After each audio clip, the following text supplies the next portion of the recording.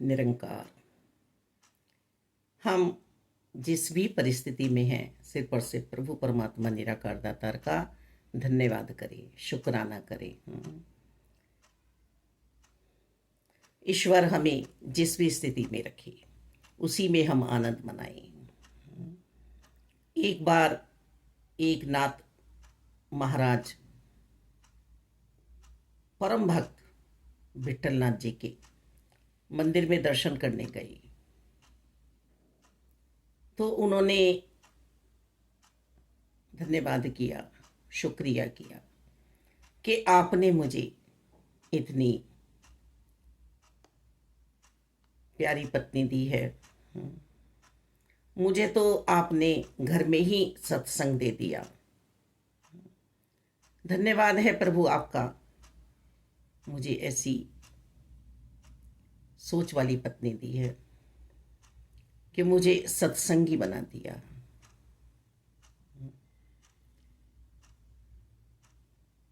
वहीं तुकाराम जी धन्यवाद कर रहे हैं प्रभु का, विठलनाथ जी का, कि मुझे ऐसी कर्कशा पत्नी दी, ऐसी पत्नी मिलने के बाद मेरा मिलन आपसे हुआ। यदि आप ऐसी कर्कशा पत्नी नहीं देते, लड़ाकू झगड़ालू पत्नी नहीं देते, तो मैं आपके पास नहीं आता। वो भी आनंद मना रहे हैं। दोनों की विपरीत परिस्थितियां हैं, अलग अलग हैं परिस्थितियां। उधर नरसिंह मेहता जी धन्यवाद कर रहे हैं, शुक्राना कर रहे हैं कि हे प्रभु विठलनाथ जी, आज आपने मेरी पत्नी को ले लिया। गृहस्थ की जिम्मेदारियां पूरी हुई, फर्ज पूरे हुए। आज मैं आपका धन्यवाद करता हूं कि अब कोई भी मेरी संसारिक जिम्मेदारी नहीं है। अब हर पल किसी भी अड़चन के मैं आपका सत्संग कर सकता हूँ। अब आपके सत्संग में कोई भी रुकावट नहीं आएगी। हम देखें अपने मन की स्थिति को। एक नाथ जी की पत्नी ने उन्हें सत्संग दिया, इच्छा जीवन दिया, तब आनंद मना रहे हैं। तुकाराम जी की पत्नी ने उन्हें नरकीय जीवन दिया, तब आनंद मना रहे हैं। कोई गिला शिकवा नहीं है कि प्रभु मैं आया ही आपके पास तभी, नहीं तो मैं वहीं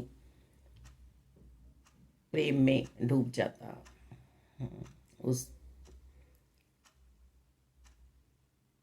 प्रेम में डूबकर शायद मैं आपको प्यार कर भी पाता या नहीं। और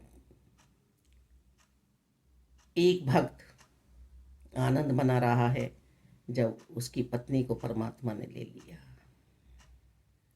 हमें आनंद में ही तो रहना है, बस आनंद ही तो मनाना है। प्रभु से प्यारा कोई भी नहीं है। तभी हमें समझाने का प्रयास पूरा पूरा सतगुरु जी कर रहे हैं कि घट घट में निरंकार देखो, हर पल का शुक्राना करो। हम किंतु परंतु में उलझ जाते हैं, इसे ये दिया है, इसे ये दिया है, इसे ये दिया है। पर भक्त संत कभी भी अंतरकरण से गिला शिकवा नहीं करते हैं। गिला शिकवा करना समझो हमारी अवनति। यदि आध्यात्मिकता में और भौतिकता में हमें उन्नति चाहिए तो बस हमें भाव पे रहना है, आगे बढ़ते जाना है सोच से। पीछे का जब हम उठाते हैं तो हमारी आगे की उन्नतियां रुक जाती हैं। कल भी और आज भी और कल भी हमें सिर्फ और सिर्फ प्रभु प्रेम में ही डूबे रहना है। और एक प्रभु को जानकर मानकर भक्ति करने वाला मन कभी भी फिर सांसारिक तौर पर भी पीछे नहीं रहता है। ये मत समझना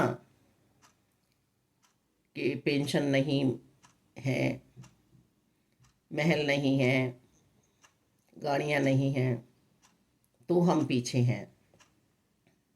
प्रभु प्रेम में जो डूबा है वो कभी हारता ही नहीं है, क्योंकि वो उसने समस्त इंद्रियों पर विजय प्राप्त की है, जितेंद्रिय बना है वो।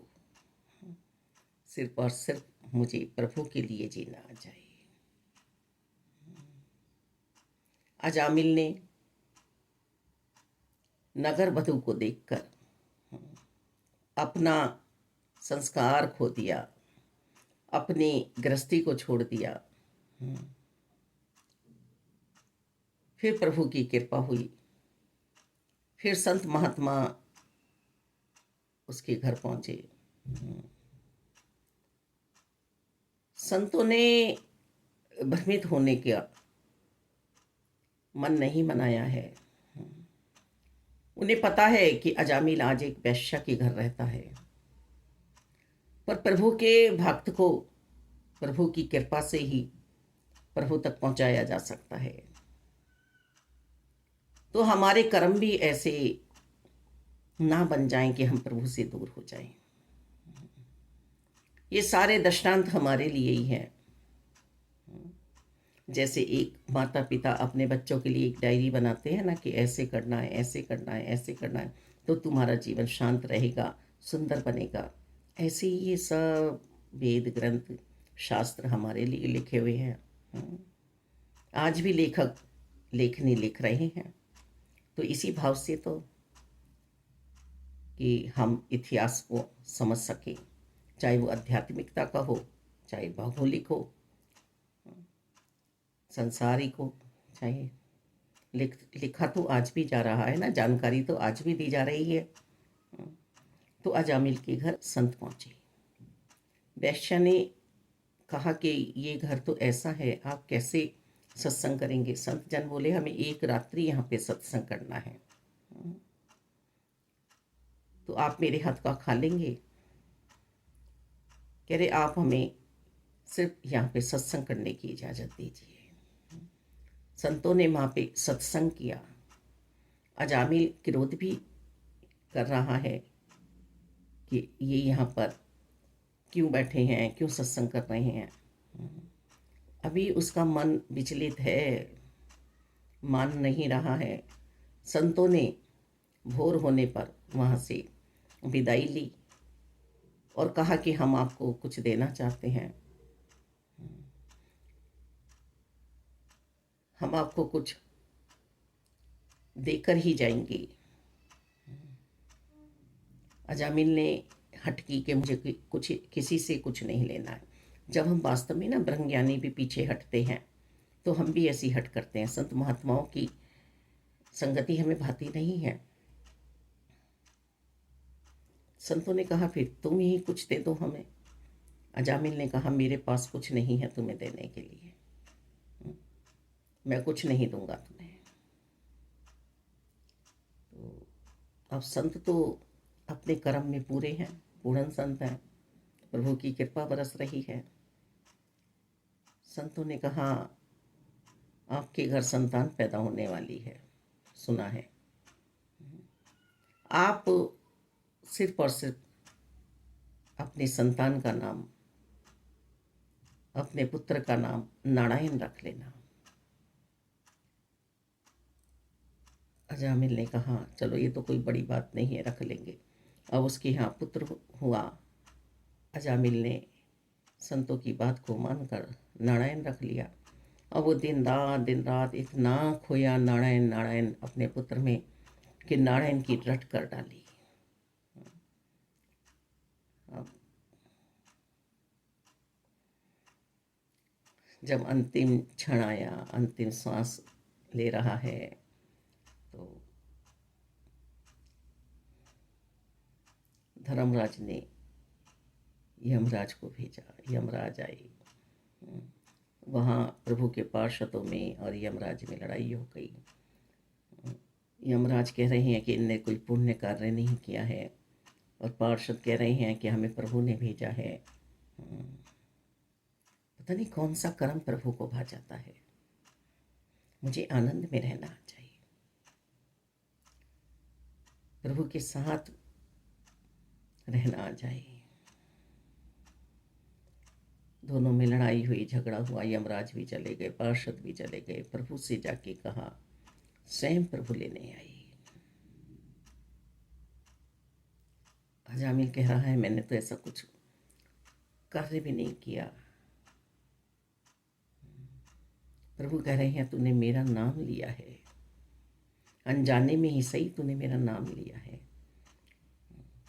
ऐसे ही कियादू जी कह रही हैं हिरण्यकश्यप से कि तुम तपस्या करने गए थे स्वामी, तुमने क्या सुना वहां पर?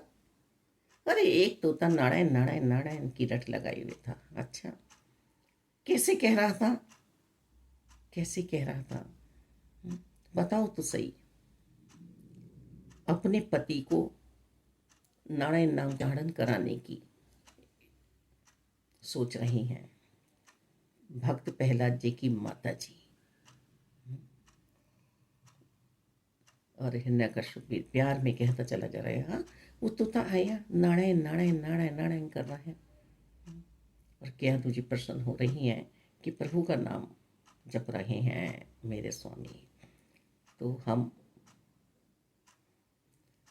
बस एक प्रभु परमात्मा निराकार दातार के ही होकर अपने जीवन को चलाएं। ऐसा नहीं है कुछ हमें छुड़वाया जा रहा है। अपनी समस्त इंद्रियों से हमें कार्य करना है।